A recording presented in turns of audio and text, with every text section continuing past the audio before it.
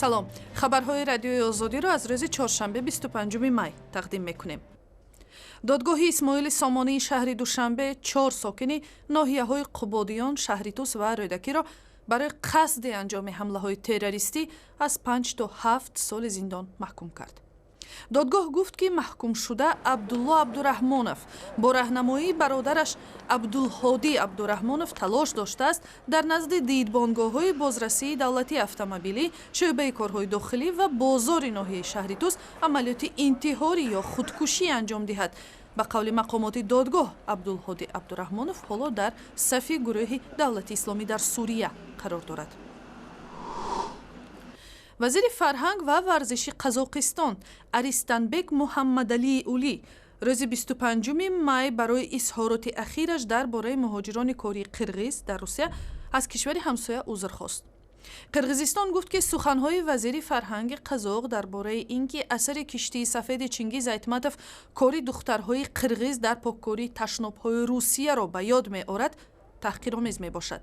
вазири қазоқ дар як мулоқоташ рӯзи 23 май бо намояндагони ҷомеаи мадании Остона гуфт ки вақте чунин саҳнаро шоҳид мешавад, нороҳат мешавад, чунки Қирғизистон баъди 2 инқилоби мардумӣ дучори мушкилоти иқтисодии шадид шудааст. Никого не должно быть никакого дела до того, как люди зарабатывают. ҳеҷ кас ҳақ надорад заҳмати касеро ба ин шакл баррасӣ кунад. хонумҳои зиёди ҷавони қазоқ дар ҳоҷатхонаҳои худи Қазоқистон ва кишварҳои дигар низ ифои вазифа мекунанд. ҳар шуғлро худи инсон интихоб мекунад. ин якум буд. ва дуввум ин ки кори муҳоҷирони қирғиз дар Русия бо эҷодиёти адиби бузурги қирғиз Чингиз Айтматов ҳеҷ иртиботе надорад. Не имеет никакого отношения к творчеству великого киргизского писателя Чингиза Айтматова. ин пора аз суҳбати имрӯзаи мо бо хабарнигорони қирғиз ва қазоқи радиои озодӣ аст ки шакли пурраашро аз сайти интернетии радиои озодӣ тамошо кунед. рӯзи 25 май халабони украинӣ Надежда Савченко баъди 700 рӯзи зиндон ба Киев баргашт. бозгашти ӯ ба ватан дар натиҷаи табодули зиндониҳо имконпазир шуд, гуфт президенти Украина Петро Порошенко. сухангӯи Кремлин Дмитрий Песков гуфт ки президент Владимир Путин гуноҳҳои Надежда Савченкоро бахшидааст.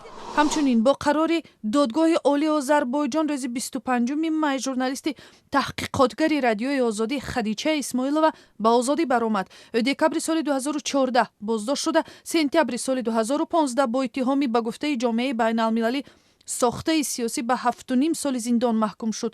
мақомот гуфтанд ки Исмоилова даст ба муомилоти молии ғайриқонунӣ задааст, вале худи ӯ тарафдоронаш мутмаинанд ки ҳукумат барои ошкоркунии схемаҳои фасоди аъзои оилаи президент Илҳом Алиев қасдгирӣ кард.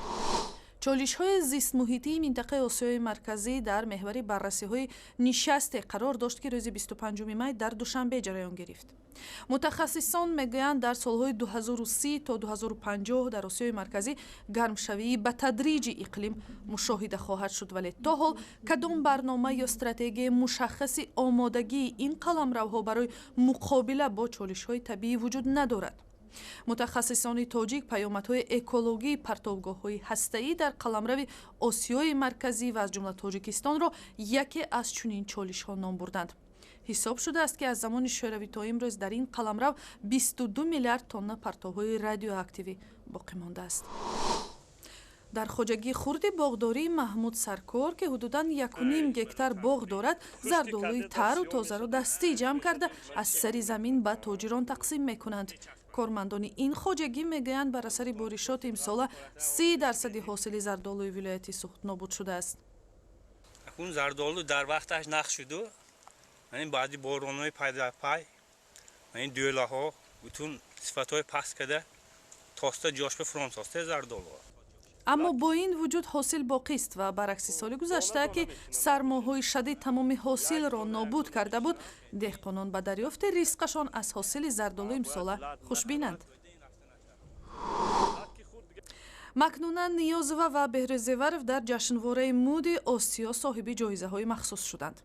ҷашнвораи мӯди Осиё ки аз 5 то 22 май дар шаҳри Сувони Кореяи Ҷанубӣ баргузор шуд, намояндагони Тоҷикистонро бо ҷоизаҳои махсуси мири шаҳри Сувон қадрдонӣ кард.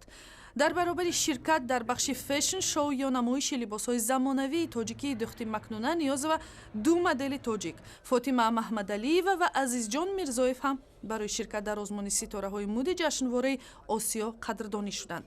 Беҳрӯз Зеваров барандаи ҷоизаи ҷашнвораи Осиё барои саҳми шахсияш дар рушди фарҳанги Осиё аз роҳи шоу бизнес дар кишвари худ дар як суҳбат баъди анҷоми ҷашнвора аз шаҳри Сеули Кореяи Ҷанубӣ чунин гуфт. духтари тоҷики мо дар шаҳри Сувон дар Кӯриё мери шаҳр ӯро интихоб кард ҳамчун симои шаҳри Сувон Фотима Маҳмадалиева. Акун ҳама расмҳое ки дар Сувон пайдо мешаванд ҳамчун симо танҳо аксҳои Фотима истифода бурда мешаванд. дар маҷмӯъ дар ҷашнвораи муди Осиё 26 давлат аз ҷумла Тоҷикистон иштирок карданд. ва ахбори бештар аз инро дар сомонаи озодӣ ва шабакаҳои иҷтимоӣ фейсбук, одноклассники ва твиттер пайдо кунед.